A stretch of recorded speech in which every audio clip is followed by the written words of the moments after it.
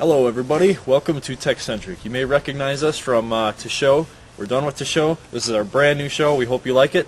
Let's go right into our first segment. Steve, why don't you introduce our first segment? What do we got for it? Our first segment is actually all about my Mini ITX. I'm very proud of it, so go ahead and check it out.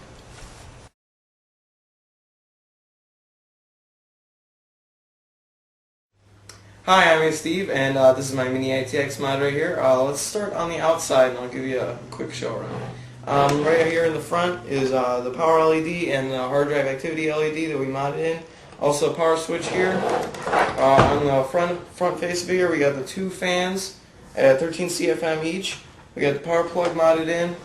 We have a hole here where we're going to put in a CD drive, but that's okay. It's good for ventilation at the moment. Plan on filling it in later. On this side right here, we also have our plate with all the different inputs and outputs. Alright, and let's go take a look at the inside. Alright, on the inside, we got right here the hard drive. This is a 60 gig max store hard drive. Right here, custom ordered from i.pc.com, is a 150 watt max power supply unit. We got the EPA Mini ITX NHEMA 1 gigahertz processor on here. We also have the wireless internet built in. We have the receiver for the ATI Wonder Pro. Two fans again, and the 512 megabytes of memory. Alright, that's my Mini ITX, and I hope you enjoyed it. And I'll see you at a LAN party near you. Steve, that Mini ITX is very impressive. Thank How you. much was the total cost for that? Around 220 or That's so. fairly cheap for such a cool looking machine. Yeah, thank you. Well, next segment we have would be the voice over IP. I did this segment, and I'm quite proud of it. I'm going to be bringing a lot of voice over IP and Asterisk, because it's kind of my new hobby. So we'll go right into it. This is Asterisk 101.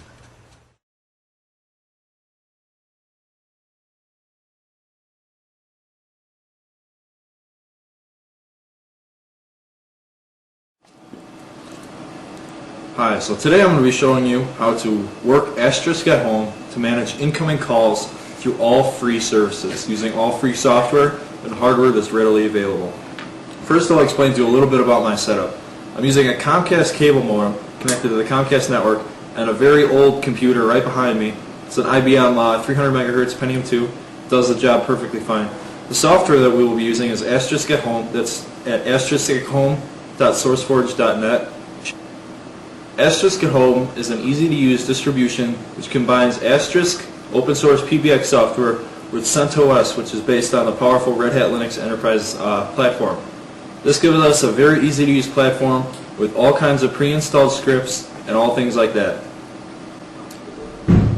The first step in the process after you've installed and configured your Asterisk machine and it's up and running, which mine is clearly behind me, it's the monitor on the top row, which you'll be able to see once I start changing things. Once you do that, you're going to want to sign up for a Free World Dial-Up account. That's at freeworlddialup.com. Free World Dial-Up is a non-profit organization that's sanctioned by the FCC. It actually provides all kinds of free voice over IP protocols and tunnels and proxies and all kinds of really cool stuff for the open source market for voice over IP. Second thing, after you sign up for a Free World Dial-Up account, you're going to want to sign up for an account at ipcall.com. That's ipkall.com with a K, obviously. And what IPCall does is gives you a free Washington State DID number, which is basically just your 9-digit phone number, and it's a free one, and it's terminatable to a Free World Dial-Up account. So what you will do is you'll sign up for both of those, and you link your IPCall to your Free World Dial-Up account. And then every time anyone on their regular PSTN network dials your IPCall number, it will route it to your Free World Dial-Up account, and thus route it to your Asterisk machine. Once you sign up for Free World Dial-Up, you need to log into the My FWD page on the Free World Dial-Up homepage. Once you're there, you're going to go to your settings, and you're going to turn on IAX2. What IAX2 is, it stands for the Inter-Asterisk Exchange, and it's a very robust and simple protocol for linking two Asterisk servers directly together. Now what you're going to be doing, if you don't understand already, is you're going to be taking your Asterisk machine and linking it directly via the IAX2 protocol straight to Free World Dial-Up's Asterisk machines. Go to the Free World Dial-Up page at freeworlddialup.com. Click on My FWD. Put in your Free World Dial-Up username and password, and click sign in. Wait for it to load. It can sometimes be a little laggy. Once you see all your information, click on the extra features on the side of the page. Here you will see the IAX settings. Go ahead and click this checkbox on, hit submit, and wait about 20 minutes, and you'd be all set. Once IAX is turned on and your machine can communicate very well with the free world dial-up machines, you're going to need about a 15-minute break before you touch anything, because IAX on the free world dial-up network for some reason is very flaky. So once you turn it on, don't immediately touch, just don't touch anything once you do that. Just give it a good 20 minutes to kind of settle in and do its thing, and then you can go in and go ahead and add in your trunks. And what a trunk is a line, basically a phone line on an asterisk machine or a channel, and it tells it where things are going to be coming in and out of the machine. And trunks are in and out only. They don't go inter asterisk, like, so if you're calling one extension to another, it's not using any kind of trunk. A trunk will be only dialing to the rest of the world, or the rest of the world dialing into you. So you're going to go ahead and add a trunk to your asterisk machine. This is very simple. Administering your asterisk at home server is fairly easy using the AMP portal. To access this, go to your IP address of your asterisk machine on port 80 and click on the asterisk management portal. Once you're in here, to add a trunk, you're going to need to go to the Setup tab and click on the trunks on the left. Click on Add a new IAX2 trunk, name the trunk FWD, and paste in this code, which will be up on our site. Once you have everything added to the correct boxes, click Submit Changes and click the red button at the top. At this point, your asterisk machine should now be communicating with FWD. So now you have your asterisk machine communicating to the free world dial-up network, which is communicating to IP call network, which is communicating to the regular PSTN network, so that people can dial a regular PSTN number and get to your computer. Now what you need to think about is how you want to deliver that signal from your computer to your ear. There's several options for this. First being, you can use a soft phone, which basically feels kind of like Skype, but instead of connecting from your computer to the Skype network, it would be connecting from your computer to your other computer, which will, basically it's a soft phone, so it acts just like a hard phone, which I'll explain here now. My hard phones, which I have all over my house, wired into my asterisk machine, are Super 2000 boxes. Now these boxes are about $60, and it's important to note that this part right here is the only Super part. This is a power supply. Now you see, I got these Super boxes out of a dumpster, and dumpsters don't come with DC converters, last time I checked. So I had to just kind of make one. Now this power supply here powers all the Super boxes throughout my house. And when you call my house, you get a IVR prompt, and that's a whole other show. But basically, this is what I've chosen to do. What this does is it takes your Ethernet on one side of it, and just as simply as this, just converts it straight to RJ11, which, as we all know, plugs into your regular house phones. So now you have your asterisk machine talking to your Super boxes. That's a whole different process, and it kind of varies per device. Basically, what you're going to want to do is just go into the AMP menu and add a extension, and it's a very straightforward process. So here we are back at the AMP portal. So add an extension. To do this, go to the Setup tab,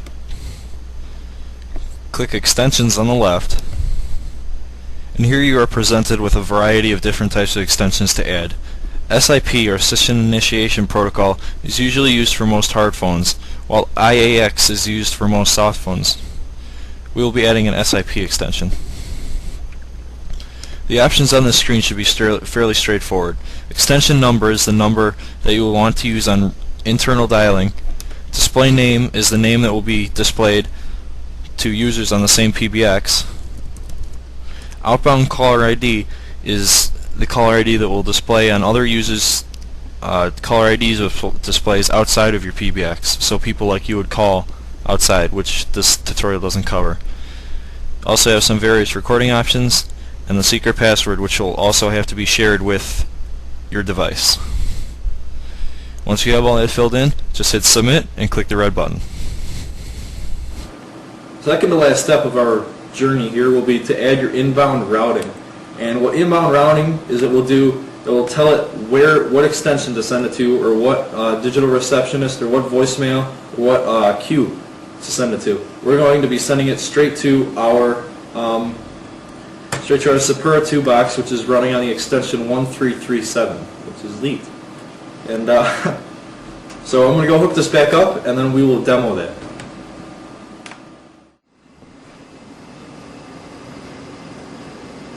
Okay, so now that you have your hardware and your software and your soft phones and your hard phones and your asterisks and your IAXs and your free world dial-ups and your pulvers and all kinds of proxies and everything to tie it together, there's one thing left to do, which is to test your fruits of your labor and see if it actually works. We will be dialing mine, which is at 360-226-7313. Using my cell phone. You can use any regular house phone or anything like that. It's important to remember, since it is going through both the cell network and the internet and free servers, it will take a little bit while to connect, but it shouldn't take that long. As you can see, Free World Dial-Up has instructed my phone to tell this one to ring. We will answer and test it. Woot. Woot. And hang up. And as you can see, it works. This is all free software, free hardware for the most part, free services. Everything you see here is free. It allows people to call you from a regular phone and talk to you at your computer or at a regular phone for free. You know, this is a great way to kind of give it to the corporations and kind of, you know, AT&T and the big guys to kind of, you know, this is the wave of the future right here. This is IP telephony, and I think this will really take off. Anything you see here will be in the show notes, and if you have any questions, feel free to email me at will@techcentric.org, or see the contact page for any other form of contacts. And also feel free to call the number and leave a message on the voicemail that's sitting on that machine. I hope you have lots of fun with whatever voicemail and asterisk will take you. And tune in next episode for outgoing calls for free. See you then. So Will, that was pretty cool. How long have you been doing that for? Well, the voice over IP stuff, I've been involved with phones for a while, but the voice over IP, I just kind of recently acquired that hobby. I watched System, and if you haven't seen System, which I'm sure everybody's seen System, I recommend going and seeing System. They have a good asterisk segment, and it really got me into asterisk. Alright, cool. Well, coming up on our next segment, we're going to teach you how to do a real hardcore geek thing. Is actually read binary by hand. That's cool stuff. Mm-hmm. Okay.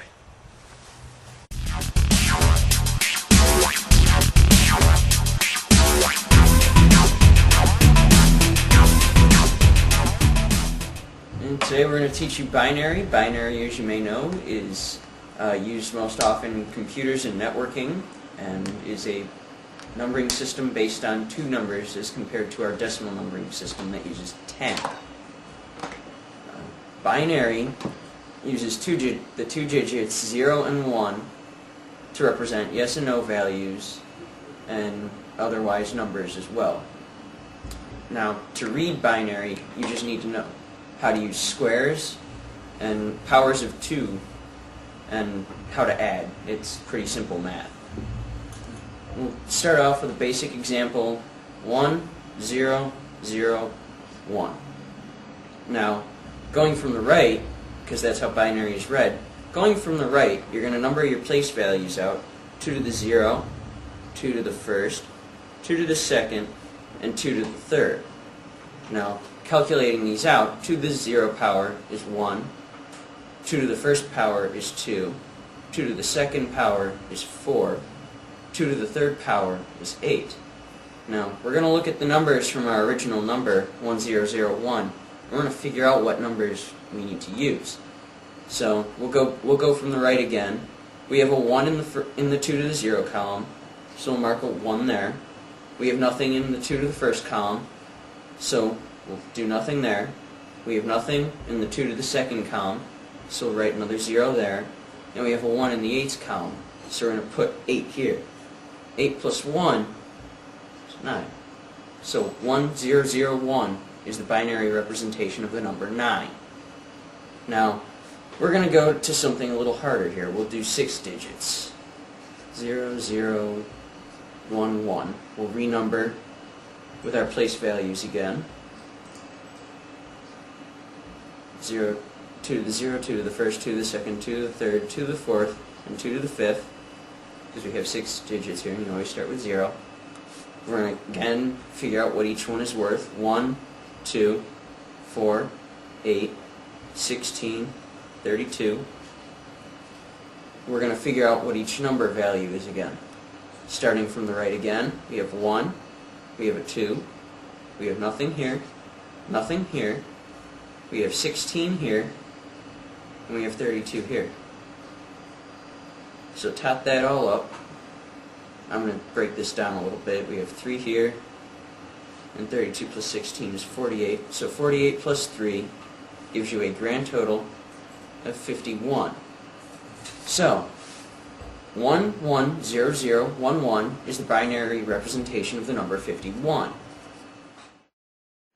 To conclude, binary is an alternate numbering system used in computers and networking. It uses the digits 0 and 1 instead of going through the whole spectrum of the decimal system we use, 0 through 9.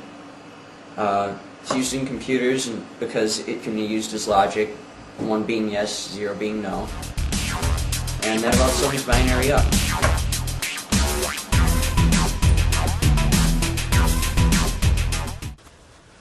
So Steve, I hope you learned a thing or two from our good buddy Tavik there about hardcore, straight down lead hacksaw, reading binary by hand. Good stuff, huh? Oh yeah, hot damn. Hot damn, as Tavik likes to say. Next segment we have for you, we have a new addition to the cast, which is Jared, and he's going to introduce you how to use rainbow tables and different vulnerabilities. Check it out.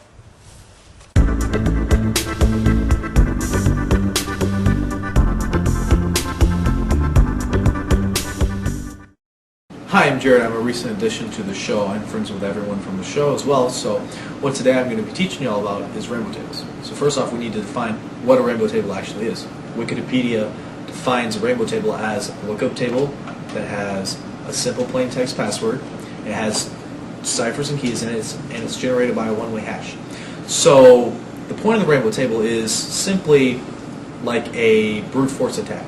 It just basically goes through all this sort of stuff. It basically just goes, it repeats a number of words to get the password out. However, unlike the brute force attack, rainbow tables are actually pretty fast. What we're going to use today to crack the rainbow table is OPH crack. And it's from a live CD of Ubuntu. And basically it takes 10 minutes to load because it is a live CD of Ubuntu. So we're going to basically wait for that to load. It's going to take about 10 minutes, so we'll be back in about 10 minutes.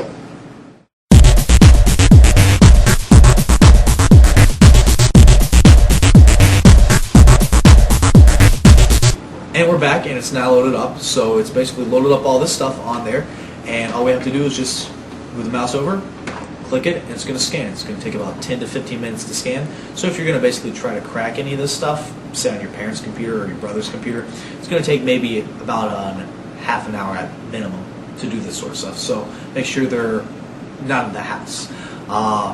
So it's basically now just cracking that stuff. So we're going to come back in about another 10 to 15 minutes after it's cracked.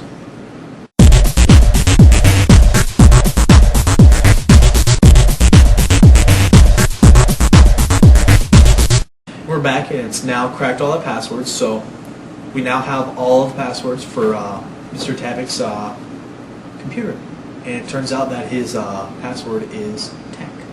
So the whole point of the rainbow table, like I said before, is just like a brute force attack. It's just going to go through these things and just attack it. However, there is one or two discrepancies about it. Most versions of Unix, Linux, and BSD have salts in them, and they don't really crack as well. So don't really try them if it's Linux or Unix. Just leave it alone. It's not worth it. Also, if you want to prevent having a rainbow table used against you, turn off the LM hash, because if you turn that off, it basically is like adding WEP to your wireless. So that's all about the rainbow table today. I hope it helps you all out a lot. And, see you next time.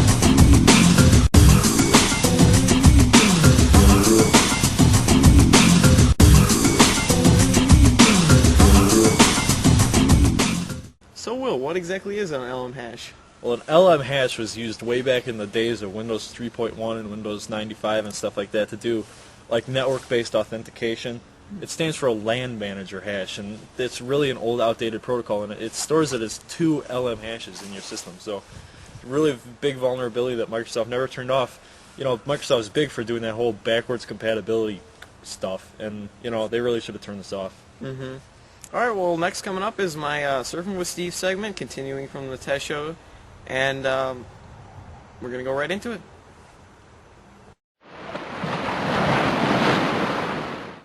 Hi, I'm Steve. You may remember me from the Teh Show doing the Surfing with Steve segments, and good news, we'll be continuing that, and let's get right to it. Our first website will be the Get Human database. I mean, have you ever been on the phone with in line waiting to talk to a human, but you just can't? You're talking to a machine, pressing all these buttons, you get aggravated.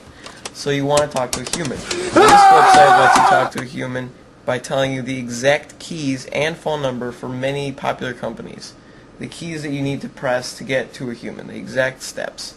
You know, wait a certain amount of time, press these buttons, press star, pound, whatever it takes. There's a lot of companies that it covers in the categories of credit, finance, government, hardware, insurance, internet, mobile, pharmacy, products, shipping, software, stores, telecom, travel, TV, satellite, and utilities. And so it's really easy. You can find it at gethuman.com/US. URL will be at the bottom of the screen. And let's get straight to our second website. Alright, so our second website for you today is the Motivational Poster Generator, and that's found at flagrantdisregard.com. And you ever seen posters such as these at your school or workplace or somewhere like that, and you just want to tear them down and burn them in a violent manner? Well, now you can make your own. And we've made our own for you, too. It features the phrase 1337, a quick tidbit about being elite, and, always for good measure, a random picture of a wombat grazing in the fields. And I hope to see you next time. See ya. So Steve, those IVR cheat sheets, absolutely a godsend. Where'd you come up with that one? I don't know. We just found that sort of thing. That's why it's called Surfing with Steve. I just find all this, stuff, and I find it useful. So, yeah. Scouring the web for the best websites. Exactly. As always. Mm-hmm. All right. Next, we have a little bit of a tidbit from a LAN party that I hosted a couple of weeks ago, and we'll probably be continuing coverage with the LAN party. But this is just a quick little cooking segment.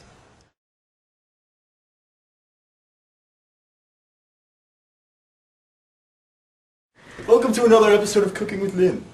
Today we will be making massive ramen. We've already prepared the broth via the instructions on the packet. We have dispensed the packets into the large cauldron, and we have begun to mix and boil it. The next step, once you have brought it to a boil, you must inject the ramen. Do it with great care. Just do not drop the bag into the cauldron, because you'll get cancer.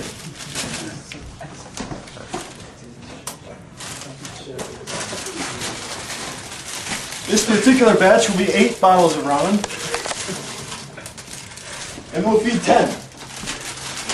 Ideal for LAN parties and the like. Choose your ladle of choice, mix, and stir with great care.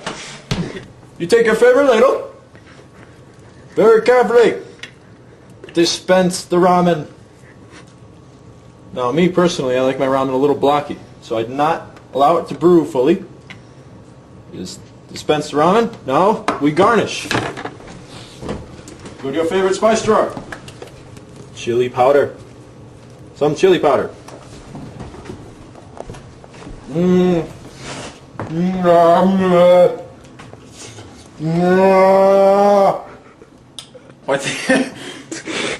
Why, thank you. This has been Cooking with Lynn. So this has been TechCentric Episode 1. We hope you enjoyed it. You can contact us via the contact page at techcentric.org. I'd like to apologize to our friends over at Amateur Logic. They had sent us a promo for the old Teh Show, but because we abandoned that show, we never had a chance to use it. So we're going to plug them. Here's their link, And a couple other people we'd like to say thanks to is, of course, Infonomicon and Hacker Media, Rant Radio, of course, and Steve, anything else to add? I think that's about it. Stay tuned. In about a month, hopefully we'll have another episode for you. See you then.